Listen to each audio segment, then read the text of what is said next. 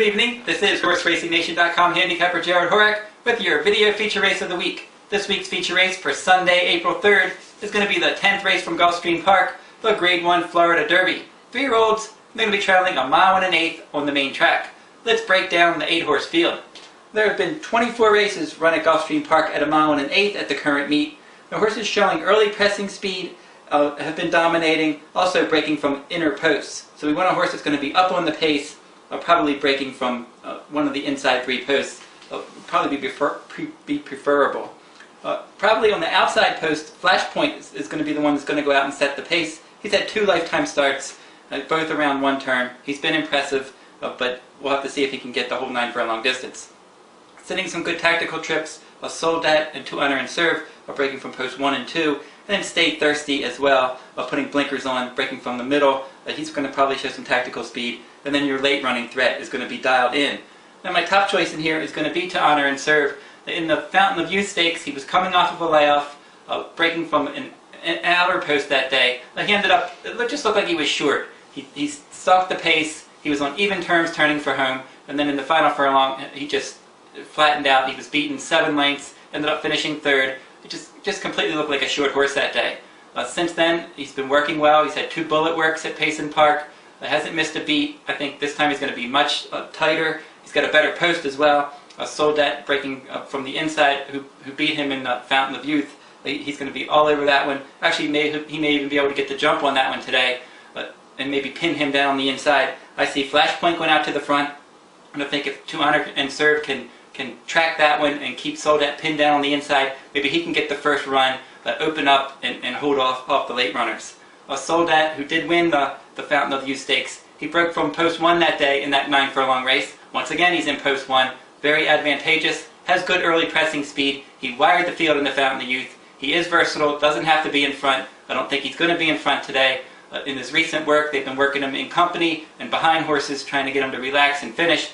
That's what they want him to do in the Kentucky Derby. I expect that's the kind of trip he's going to sit today. Definitely a top 3 threat. Of all the horses, the top 5 horses in here that are graded winners, he seems the most likely to run a good solid race, and he should be at least on the board. But let's mention the other 3 big horses in here. Stay Thirsty. Like I said, he has tactical speed. He won, coming off a layoff, he won the Gotham Stakes. Nice effort. Showed a little bit of immaturity, still lugging in, not changing leads at the right time. He's putting blinkers on today.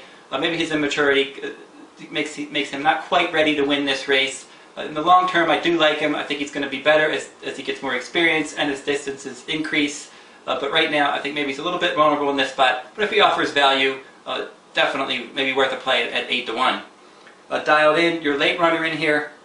He looked great in his first 2 starts. Came from well off the pace. They were both sprints, including the Holy Bull Stakes at 1 mile around 1 turn at Gulfstream.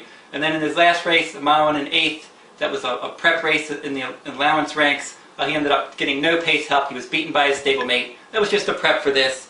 So now he's going to get plenty of pace in this event, and I would expect that he's going to jump up and run a good race. He needs a fair track. Like I said, speed is dominant at this distance. He needs pace help, which he should get, and if he gets a fair track, maybe he can be along and spring a slight upset. Right, I think he's 2 to 1 morning line. He'll probably be your second betting choice in here.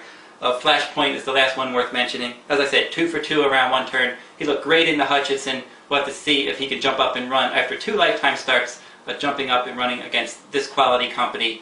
I think he's bred to sprint. I don't think he's going to be able to last. But again, since speed is favored at this distance, I wouldn't be shocked if he just got out there, kept on going for a long time. This is how I suggest playing this race. We're going to make a $20 win bet on 2 Honor and Serve. I'm going to come back and play a $10 exacta-box, Soldat and 2 Honor and Serve. I'm definitely playing the track profile, which favors horses breaking from the inner posts and showing early pressing speed. That's how I'm betting this race. If you go over to HorseRacingNation.com, you can have all of your Kentucky Derby info over there. We have your top 250 Kentucky Derby contenders list. We have daily workout reports. We also have blogs and news written by HRN staff, pedigree information, video replays of all the Kentucky Derby preps, and also analysis of the races. So for all of your 2011 Kentucky Derby needs, go on over to HorseRacingNation.com. And that'll wrap up this week's video race of the week. This is HorseRacingNation.com handicapper Jared Horak. Good luck at the races.